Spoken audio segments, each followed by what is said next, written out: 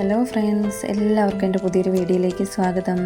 വീടിൻ്റെ പറമ്പിലും ടെറസിലുമൊക്കെയായി കൃഷി ചെയ്യുന്നവർ ഇന്ന് നിരവധിയാണ്. എല്ലാവർക്കും കൃഷിയെക്കുറിച്ച് വലിയ ധാരണകളൊന്നും ഇല്ലാതെയാണ് പലരും ഈ രംഗത്തേക്ക് കടന്നു വരുന്നത്. ഞാനും അതിലൊരാളാണ്. എങ്കിലും ചില അറിവുകൾ നിങ്ങളുമായി ഷെയർ ചെയ്യുന്നു. രാസവളവും ജൈവവളവും നമ്മൾ കൃഷിക്കായി ഉപയോഗിക്കാറുണ്ട്. രാസവളങ്ങൾ നമ്മൾ ഉപയോഗിക്കുന്നത് ചെടികൾക്ക് ആവശ്യമായ മൂലകങ്ങൾ കൊടുക്കാനാണ്, അല്ലാതെ വിഷമയമായി അതിനെ കാണേണ്ടതില്ല. മണ്ണി വാരി ഒഴിച്ച് ജൈവ കീടനാശിനിയാണെങ്കിൽ പോലും അമിതമായി ഉപയോഗിക്കുന്നത് മണ്ണിലെ മിത്രകീടങ്ങളെ നശിപ്പിക്കാനും പരിസ്ഥിതിക്ക് ദോഷം വരാനും കാരണമാകാറുണ്ട്. ജൈവമാണെങ്കിലും രാസകീടനാശിനിയാണെങ്കിലും മിതമായ അളവിൽ ഉപയോഗിക്കുന്നതാണ് പ്രധാനം. വളം കൂടുതൽ കൊടുത്താൽ കൂടുതൽ വിളവ് കിട്ടുന്നത് എന്നത് ഒരു മിഥ്യാധാരണയാണ്. ചെടിക്ക് അവയ്ക്ക് ആവശ്യമായ പോഷകങ്ങളും മൂലങ്ങളും ഒക്കെ വലിച്ചെടുക്കാൻ മാത്രമേ സാധിക്കൂ.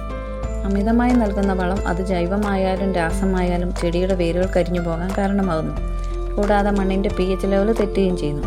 ചിലർക്കൊരു ധാരണയുണ്ട്, ഹൈബ്രിഡ് വിത്തുകളൊക്കെ ആരോഗ്യത്തിന് നല്ലതല്ല എന്ന്.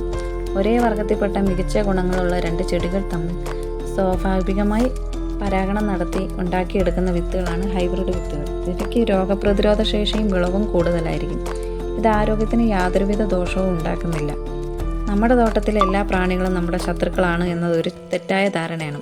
ചെടിയിൽ ഒരു പുഴുവിനെയോ പ്രാണിയെ കണ്ട ഉടൻ മരുന്ന് കളിക്കുന്ന നിരവധി പേരുണ്ട്. നമ്മുടെ തോട്ടത്തിലെ പകുതിയിലധികവും കീടങ്ങളും നമുക്ക് ഉപകാരികളായ മിത്രകീടങ്ങളാണ്. അപ്പോൾ കൃഷിയെക്കുറിച്ചുള്ള ഈ വീഡിയോ ഇഷ്ടമായ എല്ലാവരും ഒന്ന് ലൈക്ക് ചെയ്ത് സപ്പോർട്ട് ചെയ്യണേ.